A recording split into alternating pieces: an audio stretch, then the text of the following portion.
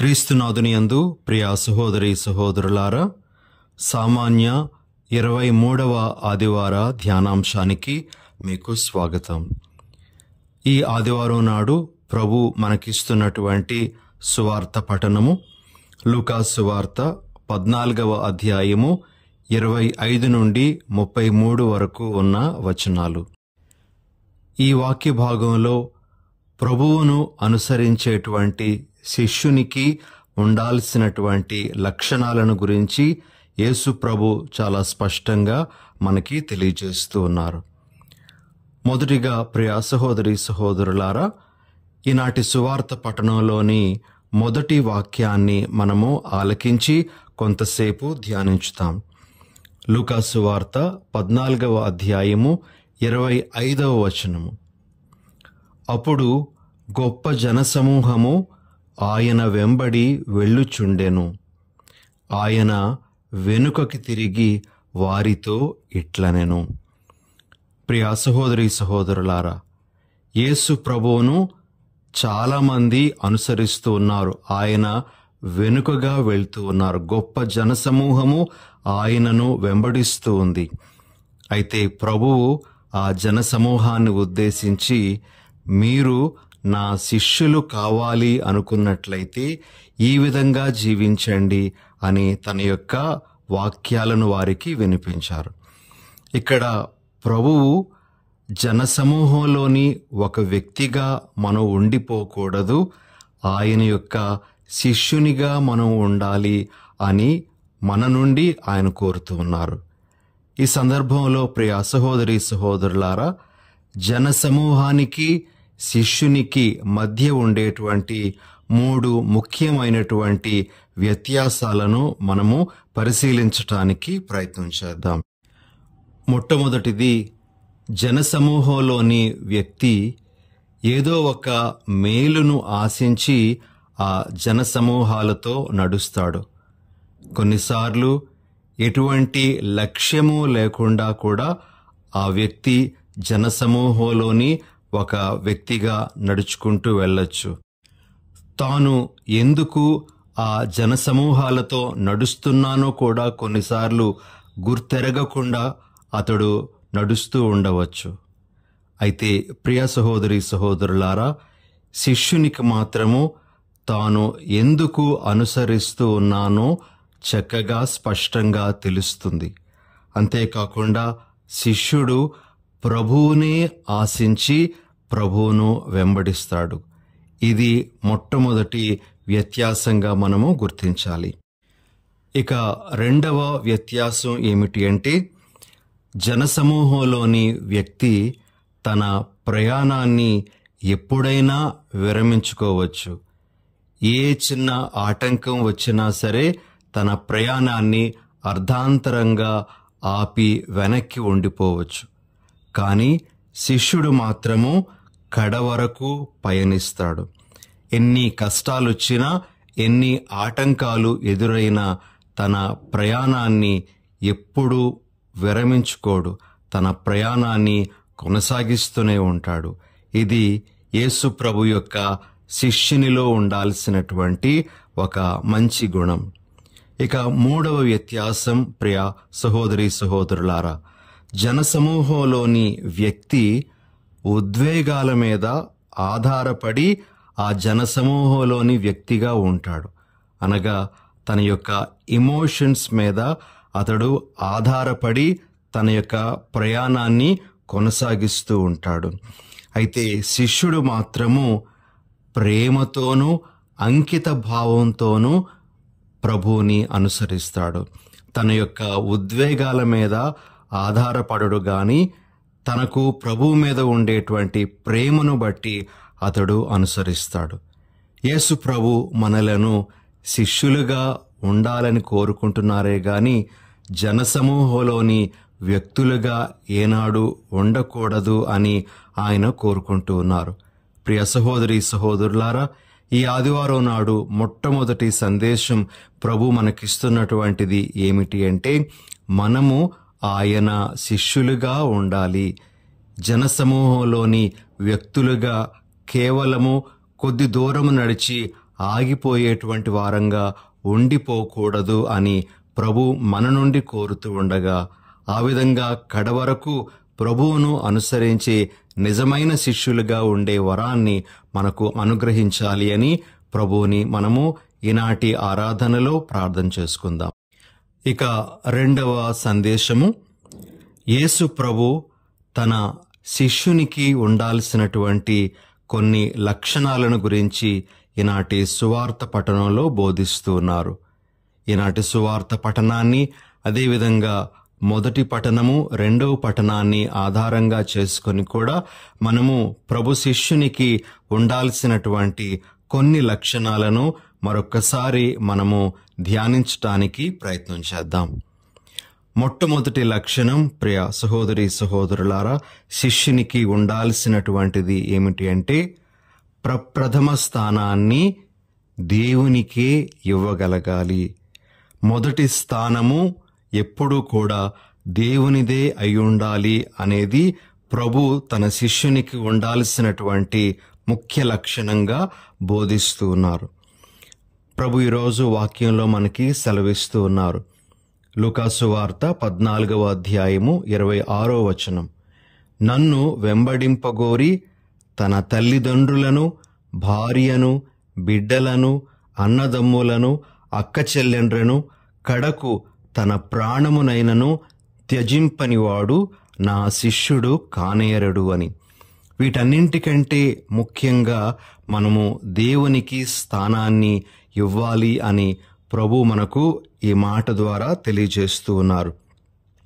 దీనికి సంబంధించి ప్రియ సహోదరి సహోదరులారా, 1-2 బైబిల్ వాక్యాలను మనము చూద్దాం. కీర్తన 27 4వ వచనంలో ఈ విధంగా వ్రాయబడి ఉంది, నేను ప్రభువును ఒక్క వరము కోరుకుంటుని, నాకు కావలసినది ఇది ఒక్కటియే, నా జీవితకాలమంతా ప్రభు మందిరమున వసింపవలననియు, ఆయన సౌందర్యమును గాంచవలననియు, దేవాలయమున ఆయన సలహా అడుగుకొనవలెననియు నా కోరిక. ఈ వాక్య భాగంలో కీర్తనకారుడు, నేను ఒకే ఒక్క వరాన్ని ప్రభువును కోరుకుంటున్నాను, నాకు కావలసింది ఇదే, నేను ఆ ప్రభు మందిరంలో ఉండాలి అనే విషయాన్ని మనకు తెలియజేస్తూ ఉన్నారు. ప్రియ సహోదరి సహోదరులారా, దేవునికి ప్రప్రథమ స్థానాన్ని అన్ని బంధాల కంటే, బంధుత్వాల కంటే, అన్ని బాధ్యతల కంటే మొదటి స్థానాన్ని దేవునికి మనం ఇవ్వాలి అని ప్రభు మనకు తెలియజేస్తూ ఉన్నారు. అదేవిధంగా మత్తయి సువార్త 6వ అధ్యాయం 33వ వచనంలో కూడా ప్రభు ఈ విధంగా అంటారు, మొదట ఆయన రాజ్యమును నీతిని వెదకండి, అప్పుడు అవన్నీ మీకు అనుగ్రహింపబడును అని. మొదట దేవుని రాజ్యం గురించి శ్రమించేటువంటి వ్యక్తులంగా ఉండాలి. దేవుని కొరకు నిలబడేటువంటి వ్యక్తులంగా మనము ఉండాలి. ఇది శిష్యులుగా మనందరిలో ఉండాల్సినటువంటి గొప్ప లక్షణము అని ప్రభు మనకు బోధిస్తూ ఉన్నారు. కాబట్టి ప్రియ సహోదరి సహోదరులారా, ఈ వాక్యాన్ని ధ్యానిస్తూ ఉండగా మనము ఒకసారి మన జీవితాన్ని పరిశీలించుకుందాం. నేను నా జీవితంలో ప్రథమ స్థానాన్ని దేవునికే ఇస్తూ ఉన్నానా, లేదా వ్యక్తులకు గాని ఇతరత్రా విషయాలకు గాని నేను ప్రథమ స్థానాన్ని ఇస్తూ ఉన్నానా అనే విషయాన్ని ఒక్కసారి మనము పరిశీలించుకోవాలి. ఇక రెండవ లక్షణం, ఒక శిష్యునికి, యేసుప్రభు శిష్యునికి ఉండాల్సినటువంటిది ఏమిటి అంటే తన సిలువను ఎత్తుకొని ప్రభువును అనుసరించాలి. ప్రభు ఈ విధంగా అంటూ ఉన్నారు. లూకాసు వార్త 14వ అధ్యాయము 27వ వచనంలో, తన సిలువను ఎత్తుకొని నన్ను వెంబడింపనివాడు నాకు యోగ్యుడు కాడు. ప్రియులకు సహోదరి సహోదరులారా, సిలువ అని మనం చెప్పేటప్పుడు అది అవమానకరమైనటువంటి మరణశిక్ష.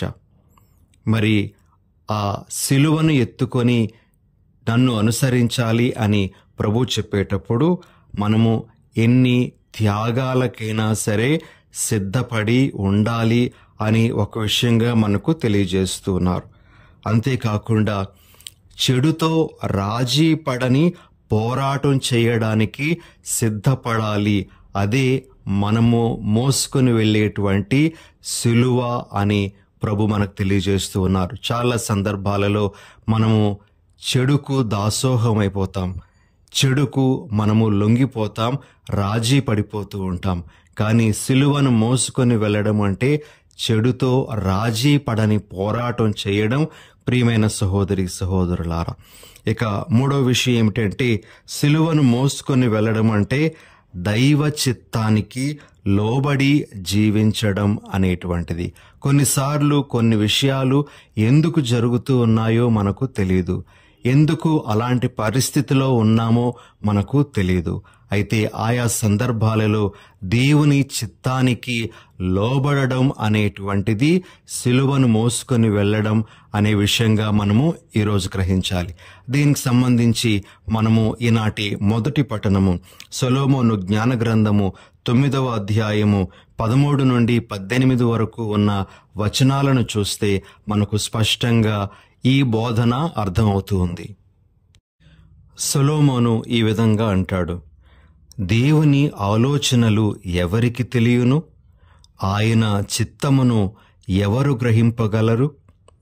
అదేవిధంగా 16వ వాక్యంలో ఈ విధంగా అంటారు, ఈ భూమి మీది వస్తువులను తెలుసుకొనుటయే మాకు కష్టము, చుట్టుపట్లనున్న వానిని గ్రహించుటకే మేము యాతన పడవలెను. ఇక స్వర్గలోక విషయములను అర్థం చేసుకోగలవాడెవడు?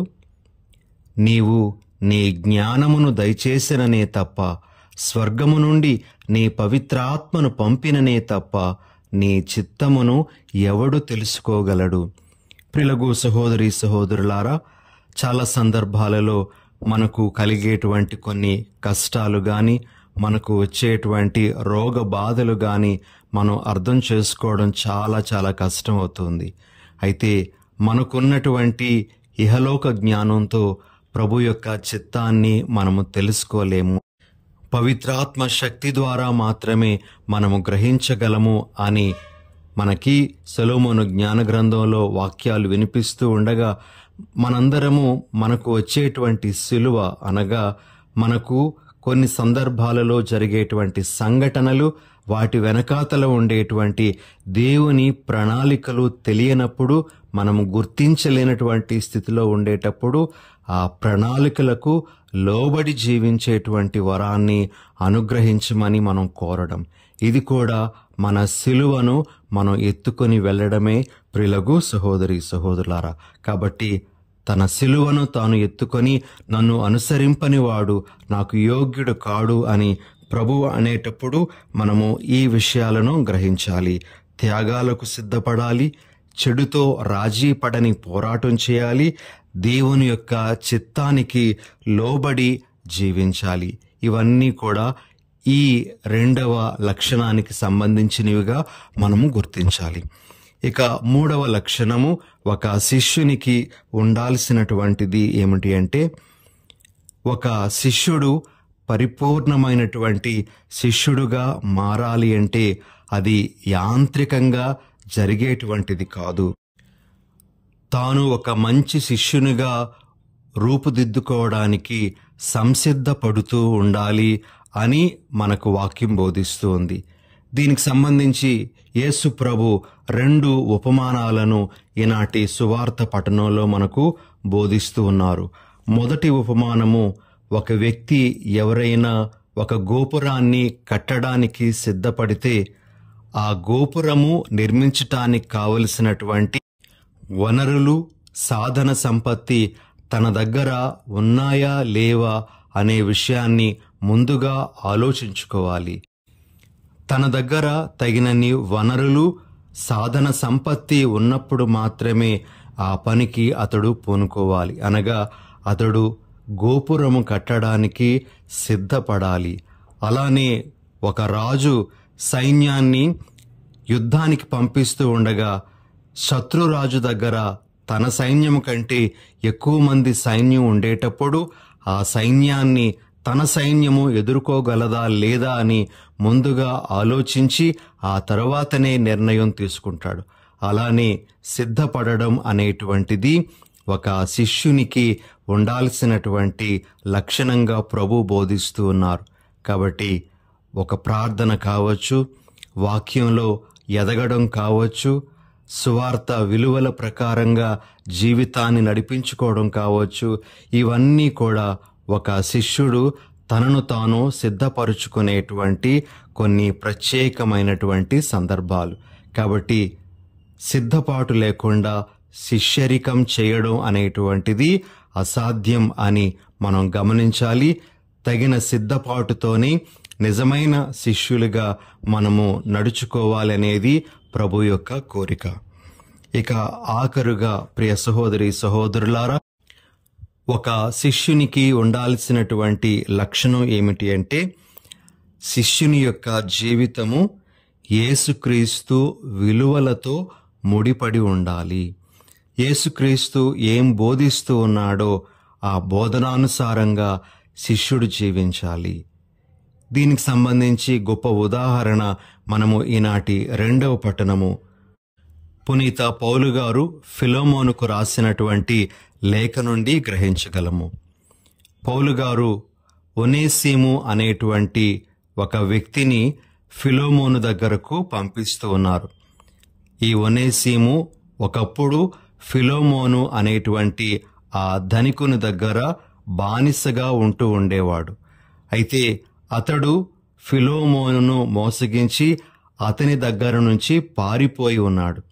తరువాత పౌలు గారిని కలుసుకొని పౌలు గారి యొక్క బోధనల ద్వారా దేవుని యొక్క కృప వలన అతడు దేవుని బిడ్డగా మారడం అనేటువంటిది జరుగుతుంది.